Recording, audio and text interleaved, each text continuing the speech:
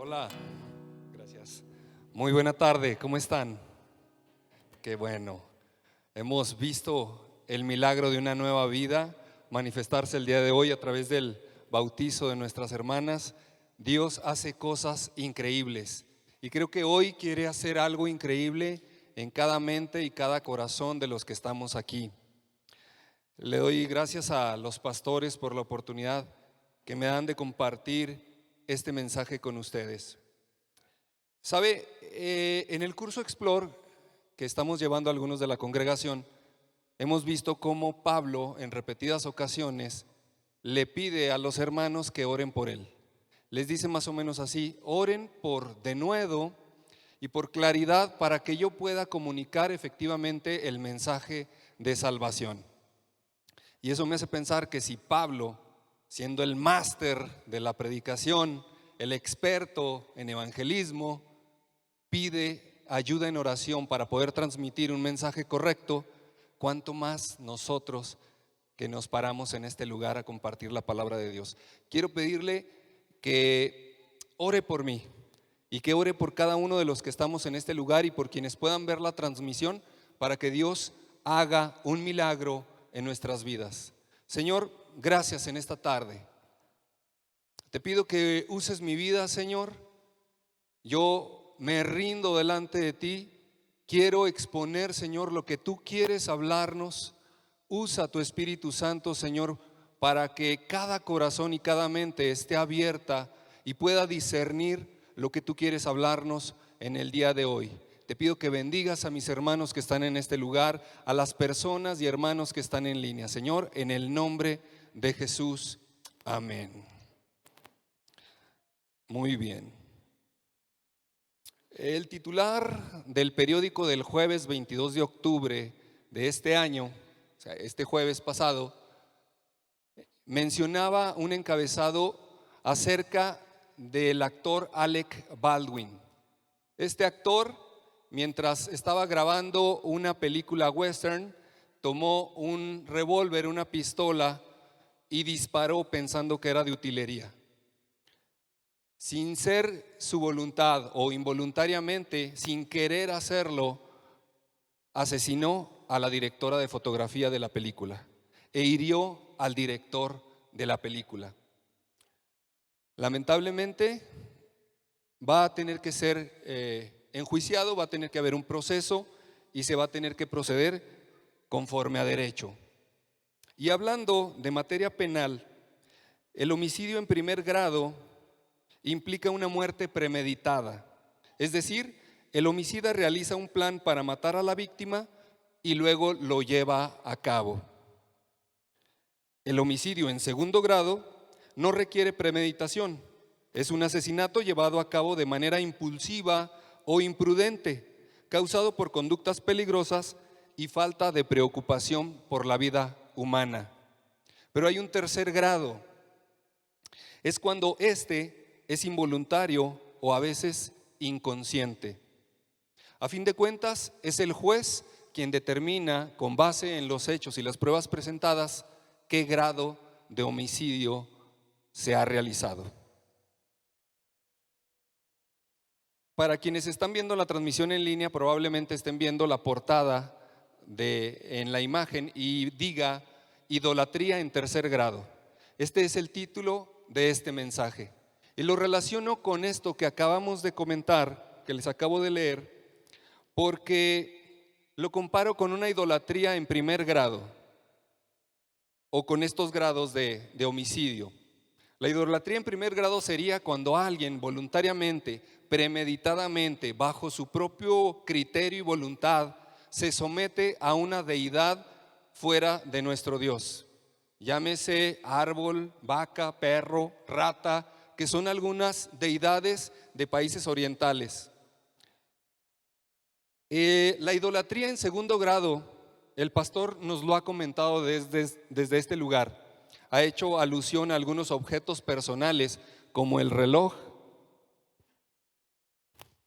indicando que a veces el tiempo que dedicamos a una persona, a una cosa, a alguna actividad, pudiera convertirse en un ídolo. También lo que acaba de mencionar nuestra cartera o nuestro dinero, la remuneración por nuestro trabajo puede representar que nos robe toda la atención, todo nuestro esfuerzo y pueda convertirse en un ídolo. Yo me atrevo, y aquí veo a mi esposa como que me echa una mirada me atrevo a quitarme mi anillo porque en ocasiones nuestro matrimonio puede convertirse en un ídolo. Ya sea porque va muy bien, que es en la menor de las veces, o ya sea porque no está bien.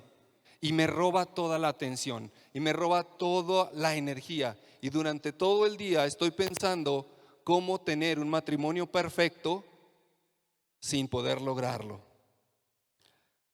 También sacamos o ha sacado el celular, refiriéndose a nuestra agenda, refiriéndose a muchas de las actividades que podemos hacer mediante este dispositivo que pueden llevarnos a la idolatría.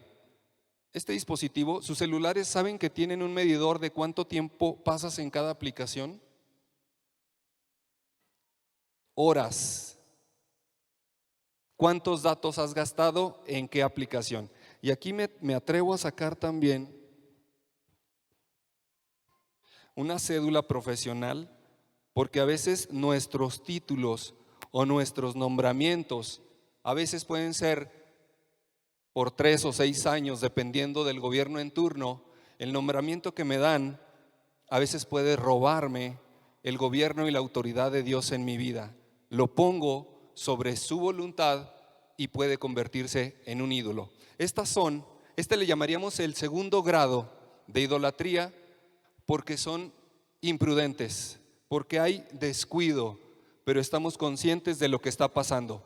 Pero el día de hoy quiero hablarle de lo que creo sería el tercer grado. La idolatría en tercer grado es cuando, sin darme cuenta, cuando involuntariamente ciertas actitudes, palabras salen de mi boca y no me doy cuenta que eso yo le estoy dando poder, le estoy dando jerarquía sobre la voluntad de Dios y sobre el gobierno sobre mi vida, y lo puedo convertir en un ídolo sin darme cuenta.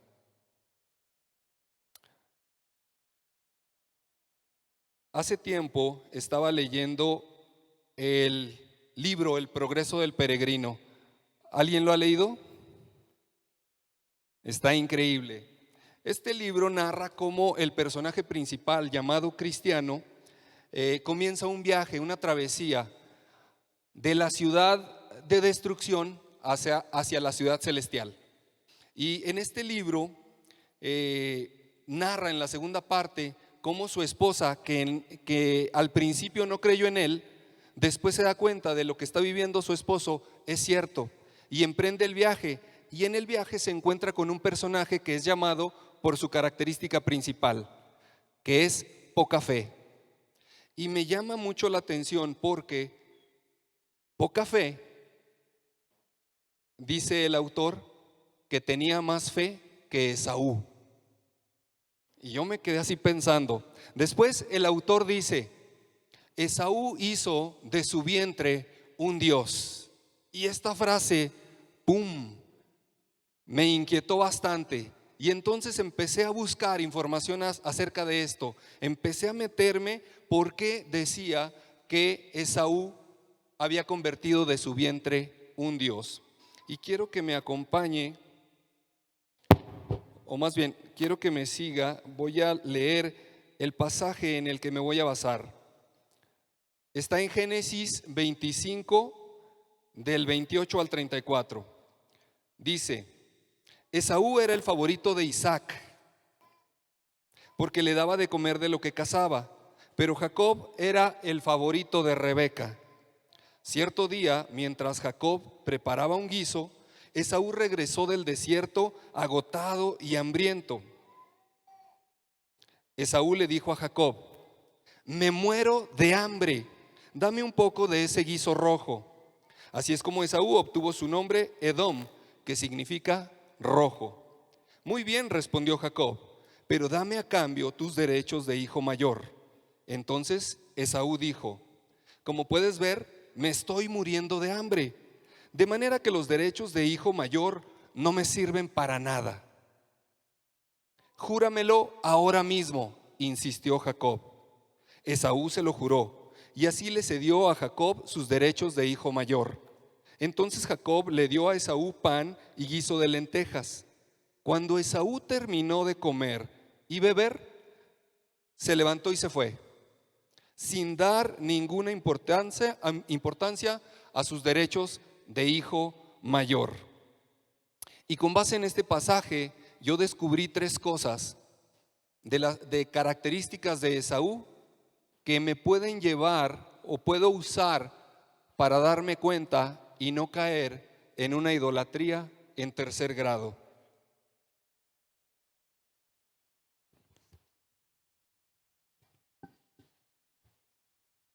Primero, quiero resaltar dos versículos con dos versiones diferentes. El versículo 32 en la palabra de Dios para todos, en esta versión dice: estoy que me muero de hambre, y muerto no me serviría de nada toda la riqueza de mi papá.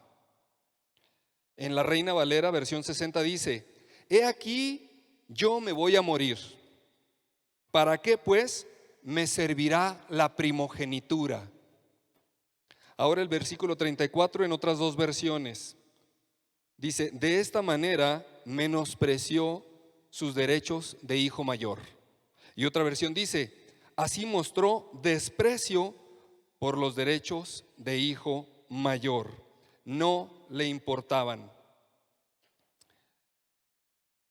Entonces, cuando empecé a buscar, cuando me interesé bastante en este tema, ¿por qué su vientre se había vuelto su Dios? Encontré en Hebreos 12 del 16 al 17, dice: asegúrense de que ninguno sea inmoral ni profano como Esaú, que cambió sus derechos de primer hijo varón por un simple plato de comida. Esta palabra es interesante, o la vamos a recalcar: simple.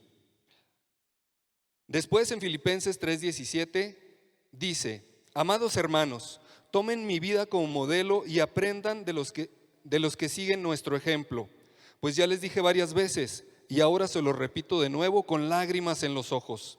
Hay muchos cuya conducta demuestra que son verdaderos enemigos de la cruz de Cristo. Van camino a la destrucción. Su Dios es su propio apetito. Se jactan de cosas vergonzosas y solo piensan en esta vida terrenal. Otras versiones dice: cuyo Dios es el vientre. Su Dios es su propio apetito. Esta es una descripción muy fidedigna de Esaú.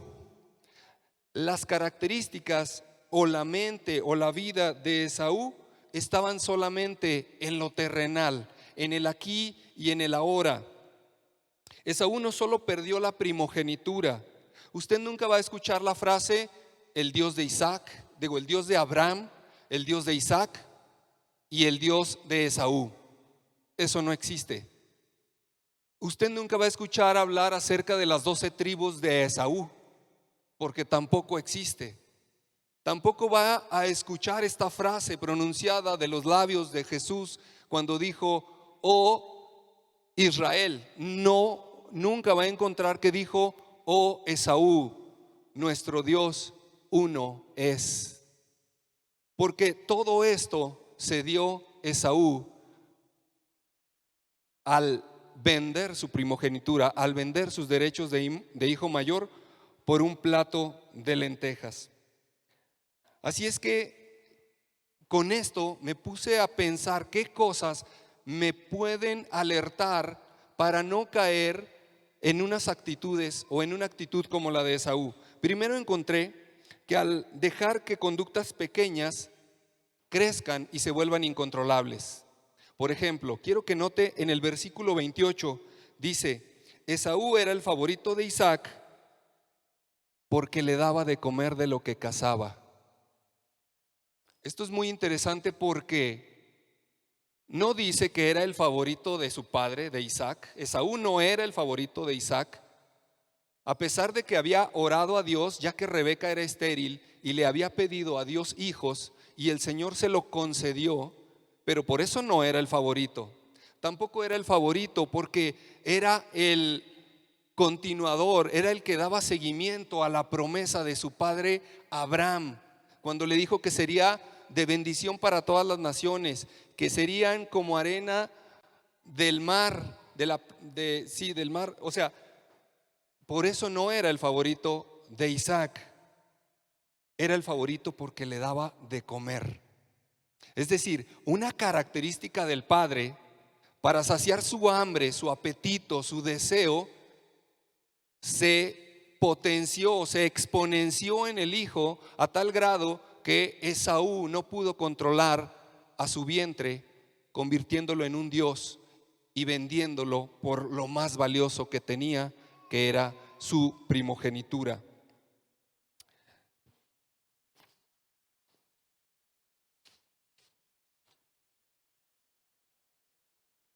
Esaú hizo de su vientre un ídolo, lo puso por encima de la jerarquía, de la autoridad de Dios para su vida. Quiero poner algunos ejemplos de cómo nosotros podemos, sin darnos cuenta, llegar a poner ciertas cosas por encima de Dios. Y la primera que se me viene en mente es la falta de perdón. Hay ocasiones en que alguien nos ha dañado, sentimos que alguien nos ha ofendido. Ha sido tan grave para nosotros que lo castigamos y no lo perdonamos. Pero esto es grave porque nosotros hemos sido llamados a perdonar. Cuando usted no perdona, lo que está haciendo es como si quitara al juez de la silla y se sentara usted mismo. Es como si quitara a Dios de su trono y le dijera: muévete, porque aquí mando yo. Es como si al juez le quitara el mazo y diera un golpe fuerte y declarara culpable a la persona que lo dañó. Aun si esta persona es creyente y tiene a Jesús como abogado, a usted no le interesa eso. Usted lo declara culpable. Usted está sobrepasando el gobierno y la jerarquía de Dios. Ahora recuerde, del trono de Dios sale gracia, sale bendición. Cuando usted toma ese lugar, no sale nada. Y esto es grave porque hay cosas que se pueden volver nuestro ídolo, pero en el caso de la falta de perdón, yo me vuelvo más que Dios. Yo me vuelvo el ídolo. Hay otro ejemplo, cuando hay un dolor en nuestra vida, cuando pasa una situación terrible, la pérdida de un ser querido, por ejemplo. Claro que es doloroso. Y la pastora nos lo recordó o nos lo predicó hace tiempo acerca del duelo. Es válido sentir dolor, es válido tener un tiempo para procesarlo, para sentirlo, para vivirlo. Lo que no es válido es que el dolor tenga toda la autoridad en todas las áreas de tu vida. Estás convirtiendo ese dolor en un ídolo. Estás dejando que rija todas las áreas de tu vida y sin darte cuenta has perdido la perspectiva. ¿Sabes cómo nos podemos dar cuenta de que algo se está convirtiendo en nuestro ídolo y estamos dejando sobrepasar el gobierno de Dios en nuestra vida? Cuando te despiertas, ¿qué es en lo primero en que piensas? Antes de dormirte, ¿qué es lo primero o qué es lo último que está en tu mente? Incluso hay quien sueñan con eso.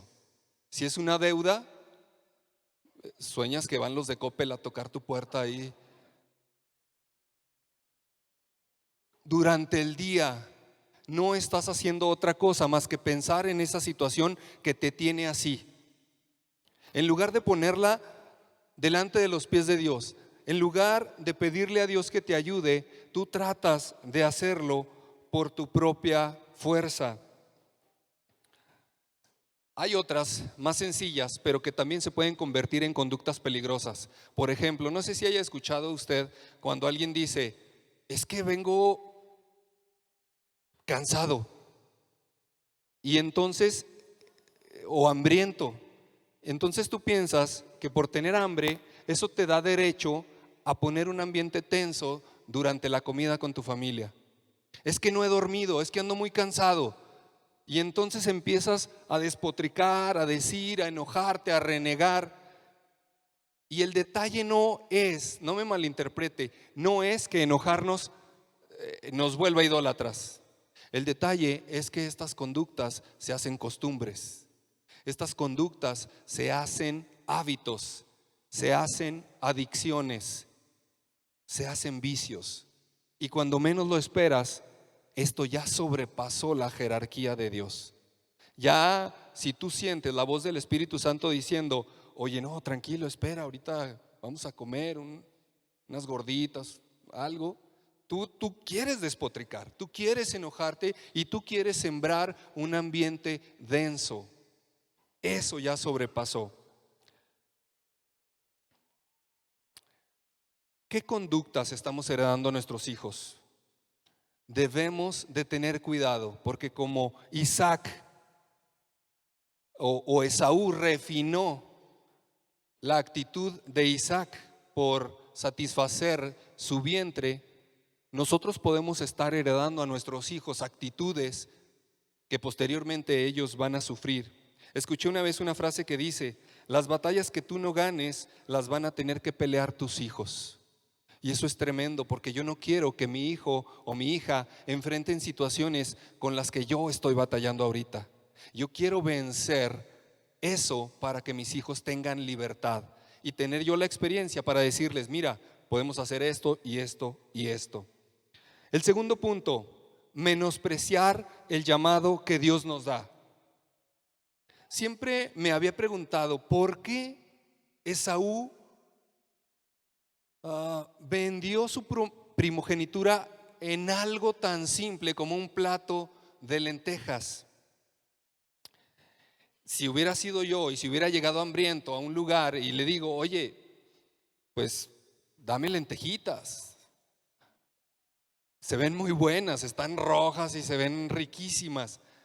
Y si alguien me dijera: oye, pues dame tu casa por un plato de lentejas, yo le diría: no, ¿qué te pasa?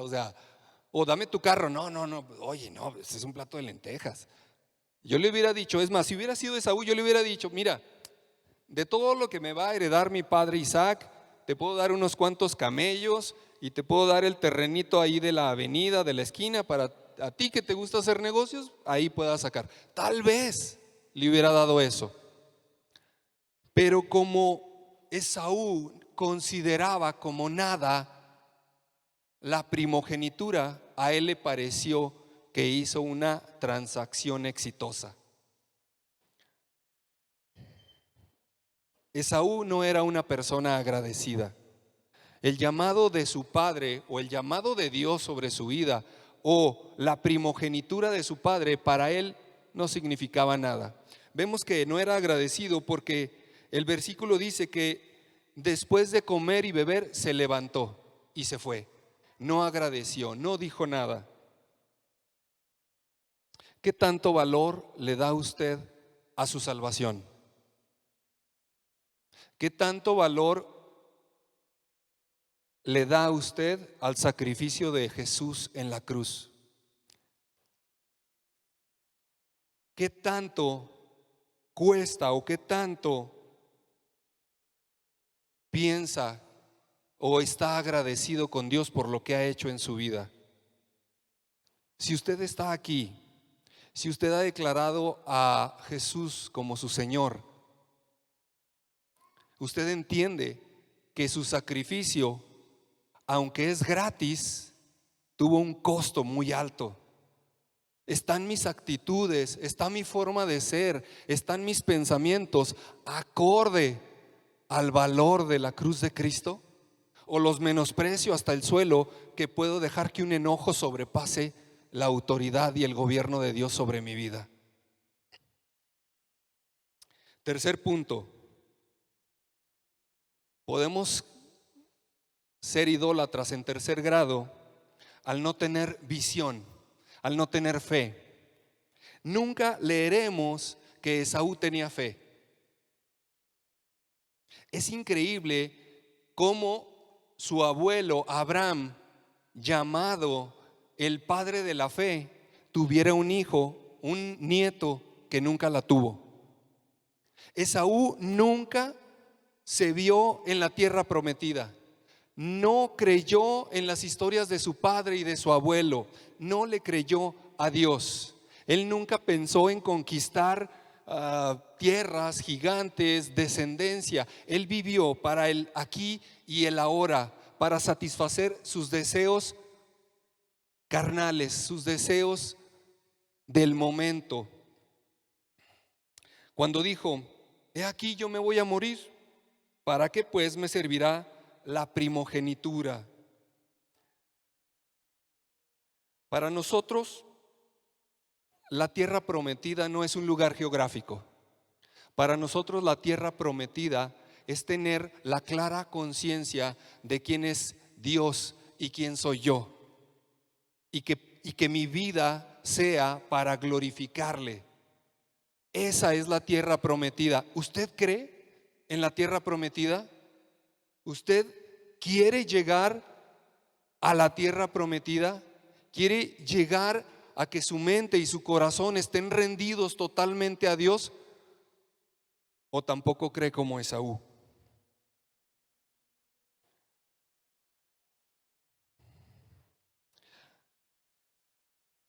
Si yo le preguntara, ¿a quién quiere parecerse? ¿A Jacob o a Esaú? A Esaú, que no creyó en el llamado, que no tiene fe, que no tuvo una perspectiva generacional, que menospreció lo más valioso que había recibido. O a Jacob, el usurpador, que quiso arrebatar, más bien que arrebató esa bendición. Sería tristísimo, sería muy triste si solo tuviéramos estas dos opciones. Pero la buena noticia es que Dios no tiene límites y te dice: ¿sabes qué? No quiero que te parezcas ni a Jacob ni a Esaú, quiero que te parezcas a Cristo. Esaú se dejó llevar por su vientre, por sus apetitos. Cambió lo más valioso por algo tan simple: comida. Jesús se negó a convertir las piedras en pan. Se negó a satisfacer sus deseos del vientre porque tenía la perspectiva correcta de lo que iba a suceder a través de su sacrificio. Tenía claro que un día como hoy estaríamos aquí hablando de Él, hablando de su salvación y hablando de su sacrificio para el perdón de nuestros pecados. Ahí es a donde Dios nos quiere llevar y quiere que nos parezcamos a Jesús. ¿Qué cosas hay en mi vida que sin darme cuenta estoy elevando por encima de la gracia, de la autoridad, del gobierno de Dios sobre mi vida? En una ocasión, un predicador estaba hablando de este tema, de Jacob y Esaú, y mencionó un versículo que dice que Dios, aborrecí a Esaú y amé a Jacob. Está en Romanos 9:13. Y entonces al final de la predicación se acercó una persona y le dice: lo que yo no puedo entender y creer es cómo Dios aborreció a Esaú.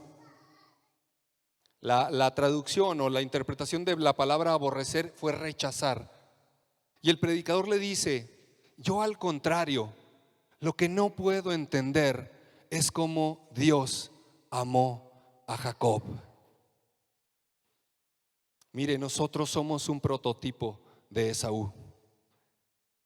En el primer servicio, Andrea leía Efesios 2 y cómo nuestra inclinación al pecado, nuestra inclinación a satisfacer nuestros deseos son tan fuertes que necesitamos de Dios en nuestra vida.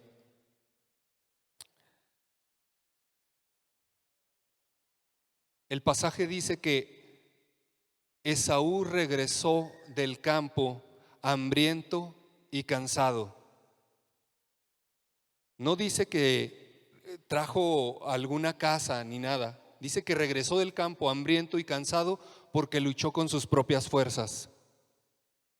Jacob regresó del campo transformado porque tuvo un encuentro con Dios. Yo en esta mañana quiero preguntarle, ¿hay algo en su vida? ¿Hay algo que el Espíritu Santo en este momento, en esta tarde, le haya mostrado o le esté mostrando que puede ser peligroso y que puede ir más arriba de la autoridad de Dios sobre su vida? ¿Hay alguna área de su vida que ha descuidado y que se ha vuelto peligrosa al grado que está en su mente todo el tiempo? Y si es así, usted necesita ser transformado por Dios. Usted necesita un encuentro y no solo decir: Señor, no quiero parecerme a Esaú. Señor, no quiero parecerme a Jacob. Señor, quiero parecerme a ti, Cristo. Yo quiero pedirle que si ese ha sido su caso, se ponga de pie. Si hay algo ahora en su vida que Dios le está diciendo, pon atención en esto, quiero que se ponga de pie. Dios está llamándole la atención porque Él quiere regresarle al diseño original, que es que toda su mente, que todo su corazón esté rendido a Dios.